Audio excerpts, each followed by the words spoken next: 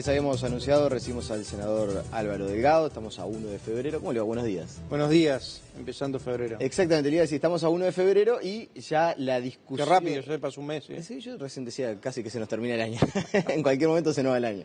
Pero antes de que se vaya el año, va a ser un año marcado. A nivel parlamentario, va a ser un año de mucha negociación, de mucha discusión, con riesgos y responsabilidades en el oficialismo y también en la oposición, y con esto raro que es a mitad de un periodo de gobierno estar discutiendo un presupuesto, una rendición de cuentas con visos presupuestales. En ese marco, ¿cómo se posicionan ustedes en el punto cero del año? A ver, yo creo que este es un año bisagra por muchas cosas. El gobierno puso que este año sea un año presupuestal porque dividió el presupuesto en dos. Este año iba a ser el presupuesto vía rendición de cuentas para los 3 años siguientes y se encuentra con una novedad que hoy no tiene mayoría en el Parlamento. Que a ver, para mí es un dato de la realidad, pero es un dato cualitativamente muy importante. Más allá del número 50, es un dato cualitativamente muy importante. Hemos hablado muchas veces acá, yo lo vengo sosteniendo, las mayorías automáticas son legítimas, nadie lo discute, no son buenas. Creo que al Uruguay no le ha hecho bien que un partido como el Frente Amplio durante 12 años tenga mayoría automática del Parlamento. ¿Por qué? Primero porque se encierra en sí mismo, trata de buscar ese voto 50, ese acuerdo que termina siendo muy frágil después de una pulseada muy dura de concesiones. Todos vimos en la rendición de cuentas, lo de las universidades era una concesión a tal, lo de otro una concesión a tal, todos concesiones recíprocas, y hay un acuerdo muy frágil donde después no se le puede incidir ni en una coma porque se desmorona. Entonces, todo el resto, el 49% de la sociedad estaba, 49 diputados, Sí, hablando de 99, hablando de los diputados, pero en realidad el 52% de la sociedad queda fuera de la discusión, porque el Frente Amplio tuvo el 48% en realidad. Queda fuera de la discusión, donde en realidad no importaba tanto las ideas, si eran buenas o malas propuestas, sino importaba mucho más quién las proponía. Y creo que ahora cambia el eje. Primero porque no tienen el voto 50 asegurado, con lo cual se dan 2 escenarios posibles. Uno es que traten de buscar acuerdos en la interna, pero tengan que salir después a negociar, y ahí depende cómo vengan a negociar, y me parece que ese es un dato bien importante, porque a nosotros nos pone una gran responsabilidad. Primero, un presupuesto para soluciones para la gente en un año además económico complicado. Hoy todos nos despertamos con la noticia de que tenemos el peor déficit fiscal desde 1989, en la crisis del 2012, y después de 2 años de ajuste. Este ha sido un gobierno de ajuste. Todos sabemos lo que fue al inicio el aumento de las tarifas públicas antes que asumiera Vázquez, que le hizo Mujica, el aumento de las tarifas públicas de enero del 2016, todos por encima de la inflación, y el aumento de las tarifas públicas más los impuestos IRAE, IRPF y IAS a los jubilados, trabajadores, jubilados y empresas, que empieza a regir hoy. Sí, hoy la gente cuando vea el recibo de sueldo se va a dar cuenta cuánto aumentó el IRPF, cuánto aumentó el IAS y cuánto aumentan realmente las tarifas públicas. Con todos esos ajustes, igual tenemos un déficit de más de 2.000 millones de dólares, ni en la crisis del 2002. Y hay sectores del Frente Amplio que hoy están planteando en la rendición de cuentas, increíblemente, pero lo están planteando, 2 cosas: aumentar el gasto y aumentar impuestos. Y quitar beneficios a la inversión. Esa tríada es justamente, a mi juicio, el camino contrario a la reactivación económica. Cuando usted habla de aumentar los gastos, por ejemplo, el presidente de la República, el ministro de Economía también, ya han dicho, y en esto me imagino que todo el sistema político tendrá un cierto consenso, que el gobierno es mano. Es decir, es quien plantea el mensaje, y a partir de ese será el punto inicial de la negociación. Va a ser el gobierno el que va a proponer y a disponer los grandes lineamientos del presupuesto. Y allí se ve bastante claro. Los aumentos de presupuesto van a ser para la educación, para la seguridad, para la vivienda y para el sistema de cuidados. Entonces, ahí ya hay un aumento del gasto que el gobierno prevé. ¿Ustedes cómo visualizan esa Yo iniciativa? creo que el gobierno si vienen y les dicen, bueno, el presupuesto aumenta solamente en educación, seguridad, vivienda y sistema de cuidado. Yo creo que va a pasar mucha agua por debajo del puente, porque el gobierno además no puede decir estos son los aumentos cuando además no tengo los votos. Ese anuncio a lo cual estaban acostumbrados, donde además ellos jugaban y nosotros podíamos incidir poco, ya no existe más. Entonces Bueno, la pero eso es lo que va a rendición, plantear el Poder Ejecutivo. la rendición de cuentas va a ser lo que resulte en una actitud del gobierno si quiere abrir la discusión de la rendición de cuentas y negociar con la oposición. Con la oposición, estoy hablando de una oposición que es heterogénea, que necesitaremos mayor nivel de coordinación, pero para nosotros es importante que el gobierno venga con alguna propuesta. Y ahí el gobierno tiene la posibilidad, donde ahora el gobierno siempre quedamos los uruguayos rehenes de una interna política de un partido que tenía mayoría propia, ahora como no tiene mayoría propia y no tiene que cuidar ese voto 50 interno y tiene que buscarlo afuera, ahí tenemos que ver sobre dónde viene recostado el gobierno. Si aquellos que lo tironean del lado de aumentar más impuestos, el Uruguay no resiste más impuestos, de quitar beneficio a las inversiones, para mí el tema es clave lo de las inversiones porque son la generación de fuente de trabajo. A mí el tema del empleo es un tema que me obsesiona. El año pasado terminamos con un aumento del desempleo, aumentó 0,7% de noviembre a diciembre, terminamos con un 7,7, 7,8, son casi 140.000 uruguayos sin trabajo, donde además aumentó el seguro de desempleo en diciembre, en algunos sectores muchísimo, en el sector rural, y donde además dentro desagregamos el desempleo, los hombres tienen un 6,6 y las mujeres pasan del 9%. Y los jóvenes además, hasta 25 años, tienen un 25% de desempleo. Eso es clave. Inversión para empleo es clave. Por eso el presidente, me parece que con mucha lógica, está tratando de que UPM se instale, haciendo un esfuerzo por la generación de empleo. Bueno, a ver, si van por aumento de impuestos, por aumento de gastos, por quitar beneficios a la inversión que generan empleo, y el gobierno viene recostado sobre ese discurso, va a ser difícil incrementar el presupuesto de la educación a llegar al 6% del PBI. ¿Ustedes lo consideran como un aumento de gastos? Lo que pasa es que antes de hablar de eso tenemos que hablar qué pasó. A mí me interesa saber la calidad del gasto, más que la cantidad del gasto. Yo no sé si es mucho, es poco. Conceptualmente, no, porque por ejemplo, hay que discutirlo antes, el no incremento después. en seguridad. Si se dice, se va a aumentar el presupuesto en seguridad en determinado porcentaje. Para ustedes, ¿es considerado un aumento de Lo que gastos? pasa es una discusión que yo creo que está mal planteada. Aumentemos en esto, en este rubro y en este otro. ¿Por qué? Vamos a ver cómo se gastó, si en realidad el direccionamiento del gasto hasta ahora en ese rubro fue eficiente, evaluemos los resultados, si son resultados que han tenido éxito en los objetivos propuestos, y quizás con el mismo presupuesto redireccionar gastos internos, y quizás en algunos casos aumentarlos, y quizás redistribuir dentro del misma masa presupuestal, distribuir de gastos superfluos, distribuir para otras cosas. O sea que ustedes a priori no están dispuestos a votar un aumento de gastos. Yo creo que no, o por lo menos no indiscriminadamente. Yo creo que el tema de la seguridad es un tema prioritario y creo que el tema de educación es un tema prioritario. No exclusivamente, creo que el tema de descentralización es un tema prioritario, el tema de infraestructura es prioritario. Ahora, sobre la base de lo que está, quizá hay un mecanismo, y nosotros lo estamos evaluando, el 16 de febrero hay una reunión de nuestro sector, legisladores, intendentes,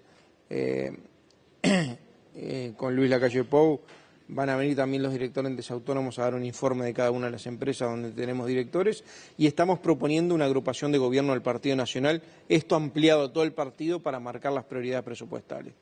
Para nosotros, el tratar de que el Uruguay no tenga un impuesto más es importante, que fomente el empleo es importante, que fomente la inversión es importante, y obviamente las prioridades sociales son importantes, pero quizás no necesitas aumentar el presupuesto general de gastos, el balance entre gastos e ingresos, porque hoy está desfinanciado en más de 2.000 millones de dólares, ¿verdad? Hoy lo acaban de anunciar.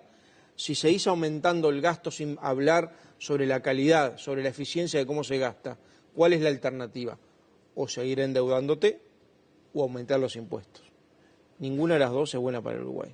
Es más, el gobierno está hablando de la necesidad de bajar por lo menos un punto el déficit fiscal. Yo creo que además, después de 2 años de ajustes, seguir ajustando impuestos, la verdad que no es una buena solución. La segunda, el escenario que yo te planteaba, es un escenario diferente, que también implica una gran responsabilidad para la oposición, que es ponernos de acuerdo en la oposición.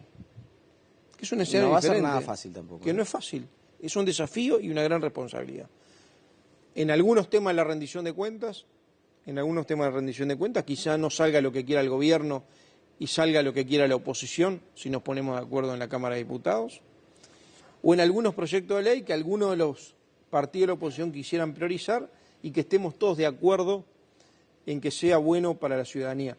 El que el Frente Amplio no tenga mayoría parlamentaria automática es una revitalización o reivindicación de 2 cosas, del Parlamento como ámbito de negociación y de las propuestas en sí mismas, más allá de quién las propone. ¿Sabe que obviamente que un ámbito mayor de discusión y de decisión, uno presume que puede ser mejor para el sistema político? Ahora, permítame tener cierta desconfianza y se lo planteo como un interrogante también. ¿No está el riesgo de la parálisis? De que, por ejemplo, no se llegue a un acuerdo a nivel de diputados con el presupuesto y se mantenga, por ejemplo, el presupuesto tal como está ahora. Es decir, ¿no sería eso una mala señal que en el primer gran tema que tiene que discutir el sistema político, si las posiciones no se acercan, si no se llega a un entendimiento, el gobierno pueda decir, bueno, no, nosotros no votamos un incremento o no cumplimos con el 6% del PBI para la educación porque la oposición no nos lo habilitó en la Cámara de Diputados? Y ustedes no lograr incidir, que en definitiva también es lo que quieren. Es decir, no estamos ante una... Veo posiciones demasiado diferentes para poder llegar a un entendimiento. No hay un gobierno, hay varios gobiernos, Sí, está claro. Dentro del Frente Amplio hay sectores que hoy están proponiendo cosas contrapuestas. Más allá de la reunión de Vázquez con los ministros... Pero, senador, usted sabe cómo es el Frente Amplio. Discuten, llega un momento en el cual se baja eso pasaba hasta ahora, donde necesitaban el voto 50 para sacar su rendición, o sus leyes, o su presupuesto. Ahora eso no está, con lo cual la discusión va a ser más descarnada. ¿Por qué? Porque por más que discutan y se ponen de acuerdo, no alcanza. Entonces, para nosotros es importante qué es lo que va a hacer el gobierno, cómo es mano. Tú lo dijiste y lo dijiste muy bien, el gobierno es mano en esto y vemos si va a haber una... Por eso yo valoré positivamente el gesto o el anuncio del ministro de Economía cuando dijo el otro día, en esta rendición de cuentas tenemos que cambiar un escenario, dijo, y no solo tenemos que hablar con el Frente Amplio, sino tenemos que hablar también con la oposición. Y para nosotros eso es una buena señal de apertura, de negociación, de calidad democrática, me parece que está bueno. No va a ser por nosotros que algunos temas nos salgan, nosotros vamos a estar proponiendo ideas, no vamos a ser egoístas. Podríamos quedarnos en la retranca y decir es un problema del gobierno. Claro, pero usted, por ejemplo, está planteando, y yo ya lo hablé, por ejemplo, con Graciela Bianchi, se conoce que Pablo Mieres más o menos está en la misma sintonía. Si no mueven a las autoridades de la educación, si no remueven a las autoridades del CODICEN, nosotros no estamos dispuestos a votarle. Bianchi lo decía con una posición personal, decía que iba a hablar con su sector y seguramente lo estará planteando, pero la posición personal de ella es, si no sacan a Neto, yo no les voto un peso más de incremento. Entonces, ahí el gobierno va a decir, no, la oposición no me habilita el incremento presupuestal, y ustedes dirán, no, en realidad el gobierno tiene capacidad de negociación o no estarán de acuerdo, pero puede producirse una parálisis. Pero un gobierno tiene que venir con un talante. Si el talante es esto o no sale nada, quizá lo que quiera es que no salga nada. Quizá lo que quiera algunos sectores del Frente Amplio es que no haya rendición de cuentas. Porque al no haber rendición de cuentas, siguen manejando el presupuesto actual, el que estaba vigente hasta 31 de diciembre del 2016. Se sigue manteniendo eso con el ajustes, obviamente, por IPC correspondiente. ¿Qué pasa en ese caso? No hay aumento de gastos. Capaz que hay algunos sectores del gobierno, lo he sentido por ahí, que lo que están buscando quizás sea esa la solución final. Entonces vienen con una propuesta negociadora, supuestamente entre comillas, que es inviable, para que en definitiva no salga nada. Nosotros le vamos a poner al Uruguay, a la rendición de cuentas, al gobierno del Frente Amplio, al cual queremos ganarle dentro de 3 años, queremos proponerle ideas, propuestas para el Uruguay de este año, 2017. Vamos a ver con qué talante viene, vamos a ver si es una propuesta única, vamos a ver si dentro del Poder Ejecutivo y además si dentro del Frente Amplio se ponen de acuerdo. Ya sentí, por lo menos públicamente, posiciones que no son discrepantes, son antagónicas. Algunos hablan de mantener o reducir el gasto y tratar de la calidad del gasto, y otros hablan de aumentar impuestos y quitar beneficios de las inversiones. Vamos a ver con qué propuesta viene. Nosotros vamos a estar abiertos y somos conscientes de la responsabilidad que tenemos ahora que el gobierno no tiene mayoría. ¿Y van a hacer alguna instancia? El gobierno parece que el camino a recorrer es conversar con la fuerza política, generar algunas áreas de diálogo a la interna y después seguramente les vayan a tocar la puerta para conversar. Ustedes como Ojalá oposición, se dé. ustedes como oposición, ¿van a hacer alguna instancia de diálogo entre la oposición previamente? No tengo dudas que va a haber este año el segundo desafío, que te lo decía, es un nivel de coordinación mayor con toda la oposición. ¿Por qué? Porque tenemos una oportunidad única, incluso de que algún proyecto del partido independiente o del partido X o del partido X pueda salir con los votos de la oposición. Y me parece que en eso tenemos que ser generosos, y particularmente el Partido Nacional, que hoy es el Ahora, partido... hablando de visiones antagónicas, en la oposición también hay visiones muy antagónicas. En algunos casos sí, en otros capaz que no tanto. Por ejemplo, Bueno, ¿en cuál no tanto? ¿En cuál considera usted que no tiene una visión tan antagónica con Unidad Popular, por ejemplo? en el aumento de los impuestos. Yo lo vi que en el aumento del IAS, del IRPF, votamos toda la oposición, votamos iguales, en contra. Si quiere aumentar el gravamen al capital, seguramente Unidad Popular pueda estar. Está bien, pero hasta ahora, en los aumentos al IAS, al IRPF, votamos en contra. La rendición de cuenta pasada pasó igual.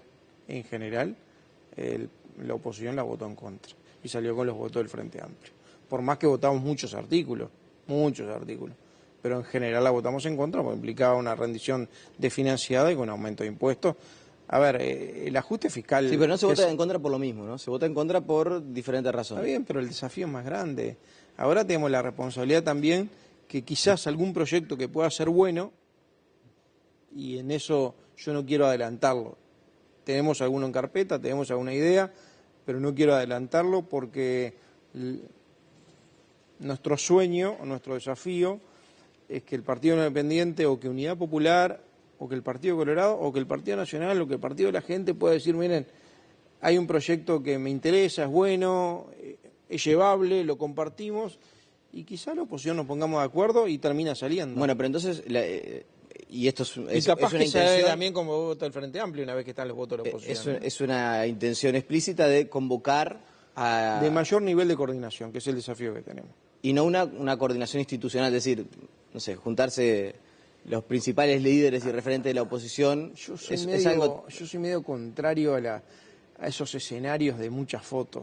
Lo mismo que para la rendición de cuentas. Si en realidad la convocatoria es para una vez, una foto, Ministerio de Economía, y después en los hechos no hay voluntad de negociación, yo le veo poco, o por lo menos poco desarrollo, poca proyección. Ahora, yo prefiero mucho más en el día a día, en la coordinación, fuera de micrófono, tomando mate, hablando de algunos proyectos, en el mano a mano. Creo sí en las relaciones personales que terminan consolidando muchas veces acuerdos políticos. Bien, ya sobre el final porque nos quedan 3 minutos. ¿Qué depara el año para el Partido Nacional? ¿Es el año de bajar el alambre? Como se dice muchas veces, me consta en la interna de todos hacia adelante. El bajar el alambre partidario, ¿no? Sí, el alambre partidario. El alambre es como una figura que ustedes utilizan para gente que esté en otras tiendas políticas que pueda pasar para este lado. Sí, sí. Yo creo que en ese aspecto el Partido Nacional está muy bien. Yo siempre se puede estar mejor, no quiero pecar de soberbio, quiero decirlo con mucha humildad. Yo lo veo muy bien, lo veo robusto, lo veo dinámico, lo veo fermental.